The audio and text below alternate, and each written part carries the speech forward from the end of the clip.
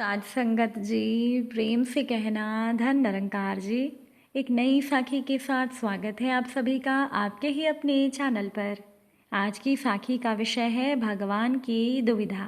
तो चलिए सुनते हैं आज की ये साखी।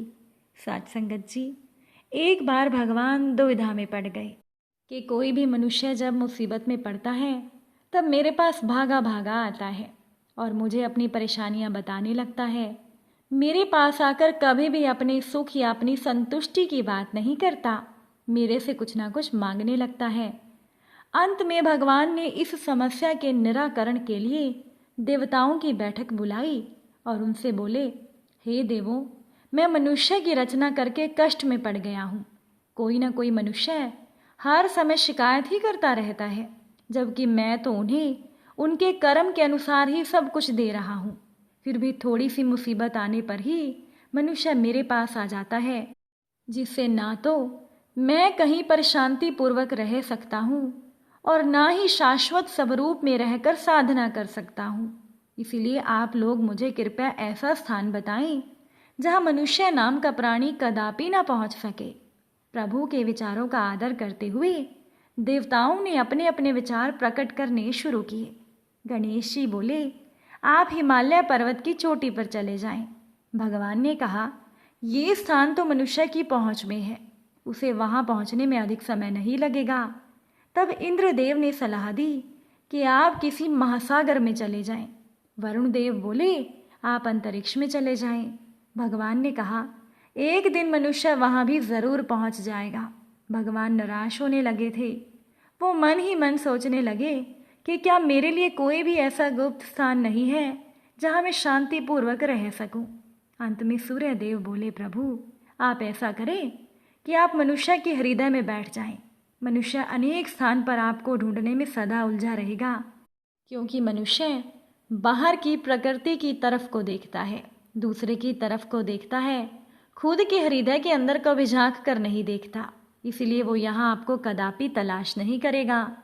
करोड़ों में कोई एक जो आपको अपने हृदय में तलाश करेगा, वो आपसे शिकायत करने लायक नहीं रहेगा, क्योंकि उसकी बाहरी इच्छा शक्ति खत्म हो चुकी होगी। भगवान को सूर्यदेव की बात पसंद आ गई। उन्होंने ऐसा ही किया और भगवान हमेशा के लिए मनुष्य के हृदय में जाकर बैठ गए। उस दिन से मनुष्य अपना दुख व्यक्त करने के लिए ईश्वर को मंदिर, पर्वत, पहाड़, कंदरा, गुफा, ऊपर नीचे, आकाश पाताल में ढूंढ रहा है, पर भगवान इंसान को मिल नहीं रहे हैं। परंतु मनुष्य कभी भी अपने भीतर भगवान को ढूंढने की कोशिश नहीं करता है। इसीलिए मनुष्य हृदय रूपी मंदिर में बैठे हुए ईश्वर को नहीं देख पाता और ईश्वर को पाने के चक्कर में दर दर घूमता है, पर अपने हृदय के दरवाजे को खोलकर नहीं देख पाता। साध संगत जी, हृदय रूपी मंदिर में बैठे हुए ईश्वर को देखने के लिए मन रूपी द्वार का बंद होना बहुत ज़रूरी है, क्योंकि मन रूपी द्वार संसार की तरफ खुला हुआ है और हृदय रूपी मंदिर की ओर बंद है। इसीलिए भगवान को इधर उधर ढूंढने की बजाय अपने मन के अंदर झांक कर देखिए। साध संगत जी, एक बार एक डॉक्टर के पास एक दंपति अपनी 5 साल की बच्ची को लेकर आए। डॉक्टर ने जब बच्ची का निरीक्षण किया तो पता चला कि बच्ची के दिल में रक्त संचार बहुत ही कम हो चुका है। डॉक्टर ने अपने साथी डॉक्टर से विचार करने के बाद उस दंपति को कहा कि आपके बच्चे के बचने की संभावना केवल 30% है। दिल को खोलकर सर्जरी करनी पड़ेगी, नहीं तो बच्चे के पास केवल 3 महीने का समय है। माता पिता भावुक होकर बोले, डॉक्टर साहब, ये हमारी इकलौती बच्ची है, ऑपरेशन के अलावा और कोई चारा नहीं है। तब डॉक्टर ने अन्य किसी विकल्प के लिए मना कर दिया। दंपति ने कहा, डॉक्टर साहब, आप ऑपरेशन की तैयारी कीजिए। ऑपरेशन के 5 दिन पहले ही बच्ची को अस्पताल में भर्ती कर लिया गया। बच्ची डॉक्टर से काफ़ी घुल मिल चुकी थी, बहुत प्यारी बातें करती थी वो बच्ची। बच्ची की माँ को प्रार्थना में अटूट विश्वास था। वो सुबह शाम अपनी बच्ची को कहती थी कि बेटा घबराना मत, भगवान बच्चों के दिल में रहते हैं, वो तुम्हें कुछ भी नहीं होने देंगे। ऑपरेशन के दिन डॉक्टर ने बच्ची से कहा, बेटी चिंता ना करना, ऑपरेशन के बाद आप बिल्कुल ठीक हो जाओगे।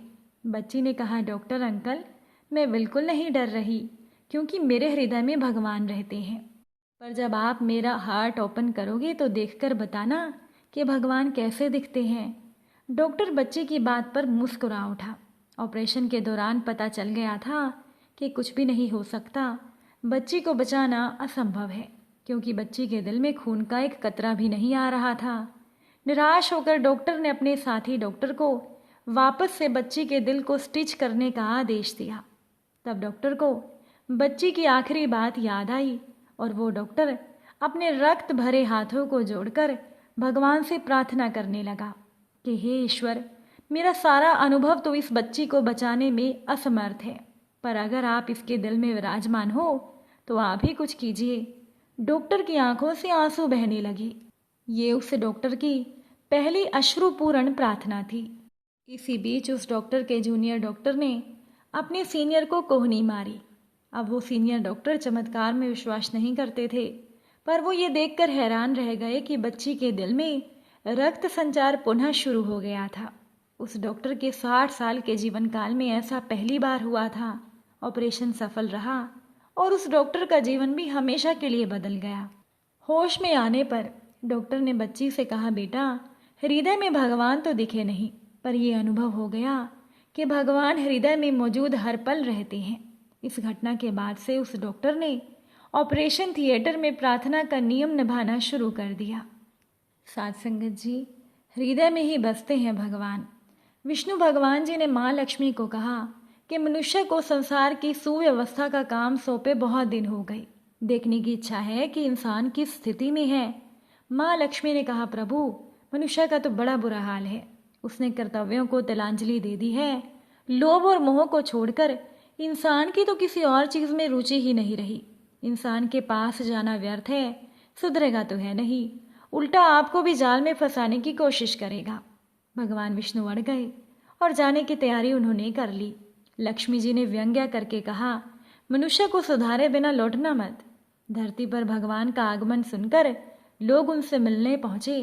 कर्तव्य धर्म की चर्चा कोई सुनने को तैयार नहीं था। सब एक ही रट लगाए थे, प्रभु, हमारी मनोकामना पूरी कर दो। भगवान ने बार बार समझाया, आप लोगों की ज़रूरतें कम है और साधन अधिक, फिर निर्वाह में क्या और क्यों कमी पड़नी चाहिए। आप लोग जब साधन संपन्न बनाकर भेजे गए हैं तो लक्ष्य कर्तव्य की ओर ध्यान क्यों नहीं देते? इस अनुदान को सार्थक क्यों नहीं बनाते? सभी ने भगवान की बात अनसुनी कर दी और अपनी अपनी इच्छाएं पूरी करवाने के लिए भगवान से आग्रह करने लगे। भगवान झल्ला गए और मनुष्य की धूर्तता से चिढ़कर किसी ऐसी जगह को ढूंढने लगे जहां मनुष्य पहुंच ही ना सके। अब भगवान को बैकुंठ तो जाना नहीं था, क्योंकि उन्हें माँ लक्ष्मी की बात याद थी। छिपने का स्थान उन्हें हिमालय का बद्रीनाथ शिखर दिखा तो चुपके से भगवान वहां चले गए। पर भक्त जनों की चतुराई क्या कम थी।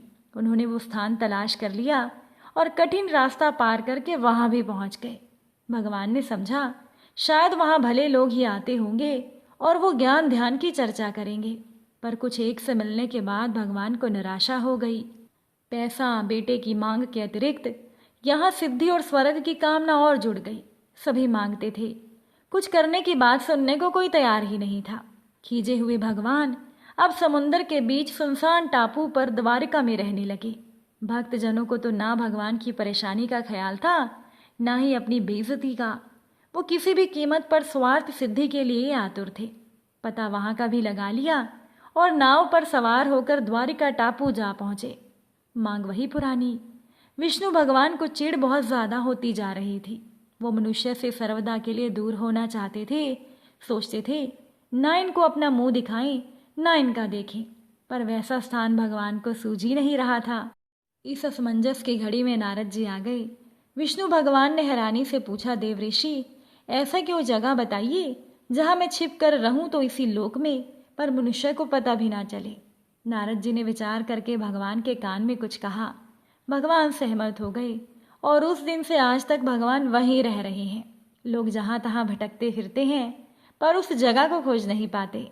मनुष्य को ईश्वर खोज की चेष्टा में भटकते हुए देखकर भगवान मुस्कुराते हुए और मजा लेते रहते हैं।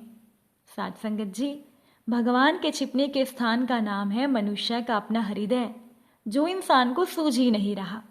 कहा गया है ना, कस्तूरी कुंडल बसे मृग ढूंढे बन माही, जैसे हरि भीतर बसे हम ढूंढे जगमाही। अगर आज की ये साखी आपको अच्छी लगी हो तो वीडियो को शेयर ज़रूर कीजिएगा।